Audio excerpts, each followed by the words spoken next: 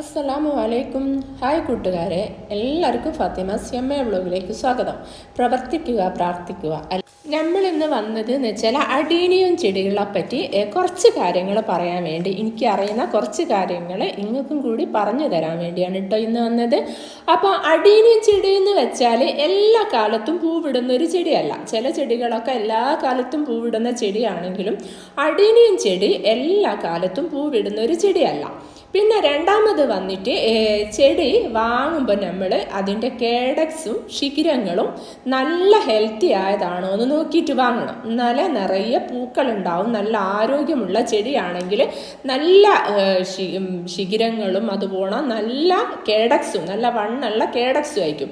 അത് നമ്മൾ നോക്കിയിട്ട് വാങ്ങുക. പിന്നെ മൂന്നാമത്തെ കാര്യം എന്ന് വെച്ചാൽ ചെടിച്ചട്ടി എടുക്കുന്ന കാര്യമാണ്. ചെടിച്ചട്ടി എടുക്കുമ്പോൾ ചെടിക്ക് അനുയോജ്യമായ ചെടിച്ചട്ടി നമ്മൾ എടുക്കുക. അപ്പോൾ ചെറിയ ചെടിയാണെങ്കിൽ അതിന് ചെറിയ ചട്ടി എടുക്കുക, വലിയ ചെടിയാണെങ്കിൽ ആ വലിയ കേഡക്സ് ഒക്കെ ആയിരിക്കും. അപ്പോൾ അതിനനുസരിച്ചുള്ള ചട്ടി എടുക്കുക.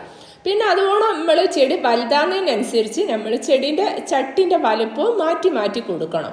പിന്നെ അതുപോലെ തന്നെ വലിയ ഹോൾസ് ഉള്ള ചട്ടികൾ നമ്മൾ എടുക്കണം കേട്ടോ.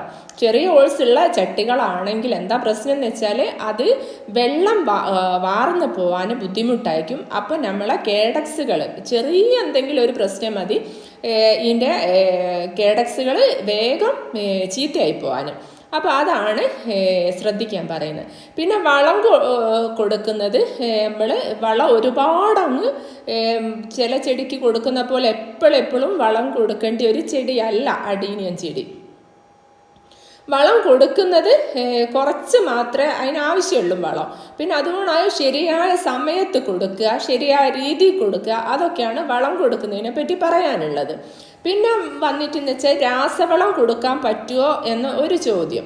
അപ്പോൾ അതിന് നമുക്ക് രാസവളം കൊടുക്കാൻ പറ്റുന്നതാണ്. പൂക്കാനാണെങ്കിൽ നമ്മൾ പൊട്ടാഷ് കൂടുതലുള്ള വളമാണ് കൊടുക്കേണ്ടത്, അതായത് DAP ആണ് കൊടുക്കേണ്ടത്.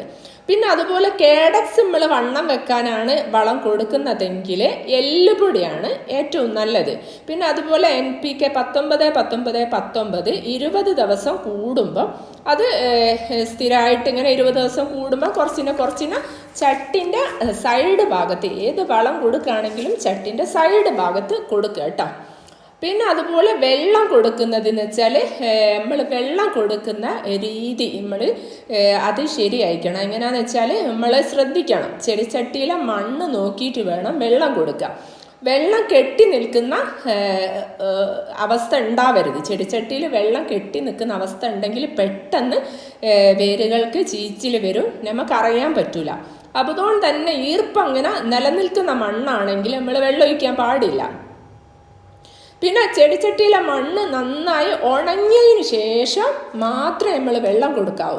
എന്താ വെച്ചാൽ നല്ലോണം പൂവിടണമെങ്കിൽ ചെടിച്ചട്ടിയിലെ മണ്ണിന് ചൂട് വേണം, വേരിന് ചൂട് വേണം, ചെടി മൊത്തത്തിൽ നല്ല ചൂട് തന്നെ വേണം ഈ ചെടിക്ക്, നല്ല പോലെ പൂക്കളുണ്ടാവും. പിന്നെ അതുപോലെ തന്നെ പോട്ടി മിക്സ് എടുക്കുമ്പോൾ അതും വളരെ ശ്രദ്ധിക്കേണ്ട ഒരു കാര്യം തന്നെയാണ്. നമ്മൾ 50% മണ്ണെടുക്കുകയാണെങ്കിൽ 50% നമ്മൾ മണലെടുക്കുക, 30% മണ്ണെടുക്കുക, 10% നമ്മൾ കമ്പോസ്റ്റ് ചെയ്ത വളം എന്ന് വെച്ചാൽ അതെടുക്കുക. അതുപോലെ ഒരു 10% മെറ്റൽ ചെറിയ ചിപ്സ് ഉണ്ടാവില്ലേ, അതോ അല്ലെങ്കിൽ ഉമിക്കരോ ഇത് എടുക്കുക.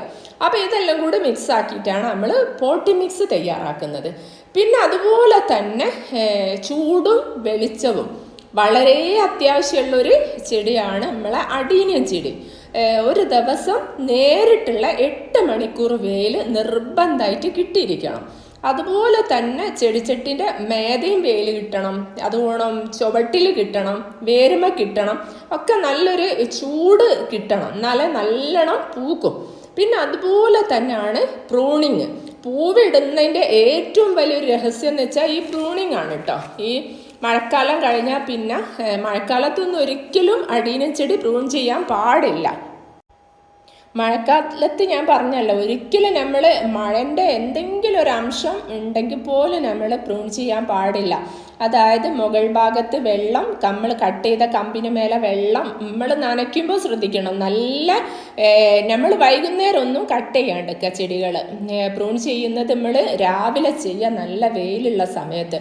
അപ്പോൾ ആകുമ്പോൾ നമ്മൾ വൈകുന്നേരം ആകുമ്പോഴേക്ക് എന്ത് ചെയ്യും, മേലെ നമ്മൾ കട്ട് ചെയ്ത ഭാഗമൊക്കെ ഒന്ന് ഉണങ്ങി കിട്ടും.